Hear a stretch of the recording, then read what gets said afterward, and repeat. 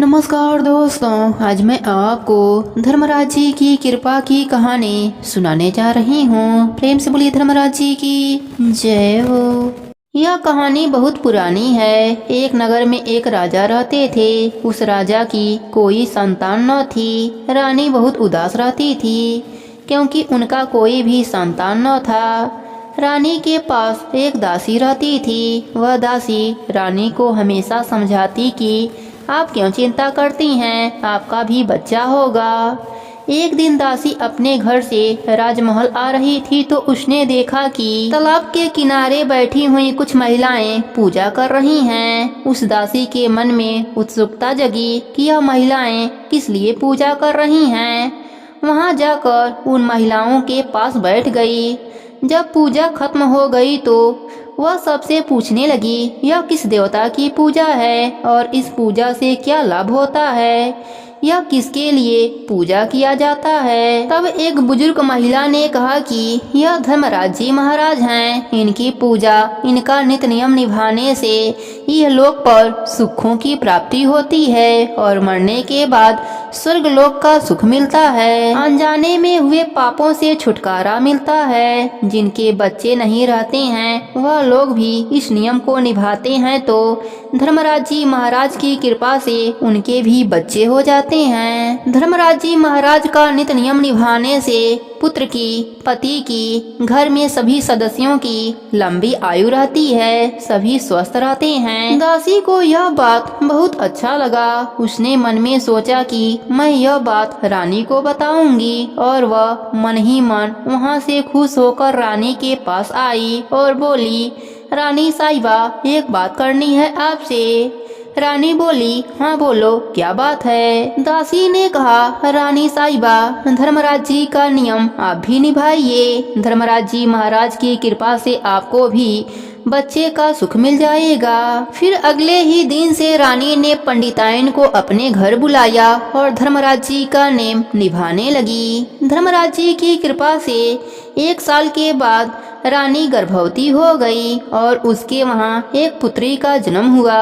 लेकिन दासी और रानी दोनों ने मिलकर यह कह दिया कि लड़का हुआ है। पूरे राज्य में प्रचार कर दिया कि राजा को लड़का हुआ है। यहाँ तक कि राजा भी यही जानता था कि संतान प्राप्ति में उनको पुत्री नहीं बल्कि पुत्र हुआ है। रानी की जो लड़की थी उसका पूरा देखभाल, चाल ढाल, रहन सहन, उनके पहनावा पोशाक सब लड़का जैसा होने लगा। जैसे जैसे लड़की बड़ी होने लगी लड़के के रूप में ढल गई। शिकार खेलने जाना सब कुछ लड़का जैसा करती थी। उस लड़की की शादी की उम्र हो गई तो अलग अलग राज्य से राजा महाराजा आने लगे उस लड़की की शादी के लिए। सबको पता था कि वह लड़का है। फिर शादी भी एक सुंदर सुशील राजकुमारी से हो गई। जब सुहाग रात का दिन आया तब रानी की बेटी अपने राजमहल में नहीं गई। इधर उधर घूमकर सारा समय व्यतीत कर दिया। इसी तरह दिन व्यतीत होने लगे। जब वह दुल्हन सो जाती तब वह रानी की बेटी सोने जाती और उसके उठने के पहले ही उठकर चली जाती। कुछ दिनों के बाद उस लड़की की विदाई हो गई। वह अपने मायके चली गई।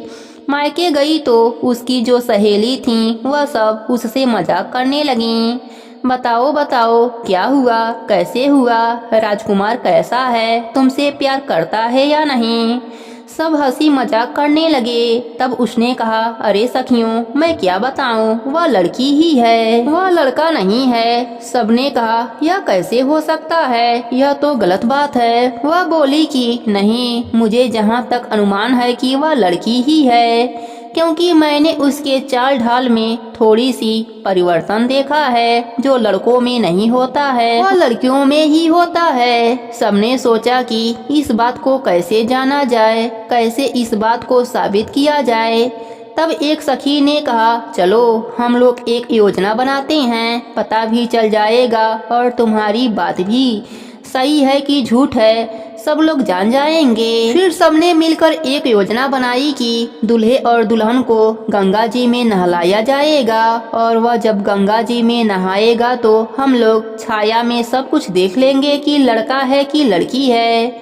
सबने कहा, हाँ हाँ, यह बात सही है। इसमें किसी को कोई परेशानी भी नहीं होगी और कोई जान भी नहीं पाएगा। फिर राजा के घर खबर गया, राजकुमार को यहाँ आने दीजिए। हमारे वहाँ का नियम है कि शादी के बाद दुल्हन और दुल्हा एक साथ गंगा जी में नहाते हैं।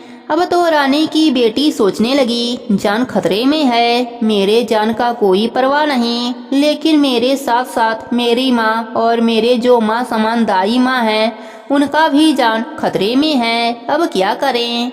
लेकिन राजा का आदेश था तो जाना ही पड़ेगा। फिर रानी की बेटी घोड़े पर सवार होकर आई और आते आते रास्ते में एक पीपल के पेड़ के नीचे बैठकर रोने लगी और सोचने लगी कि मैं किधर जाऊं? उधर जाऊंगी तो कुआं है और इधर जाऊंगी तो खाई है, किधर जाऊं? वह पेड़ के नीचे बैठकर विलाप करके रोने लगी।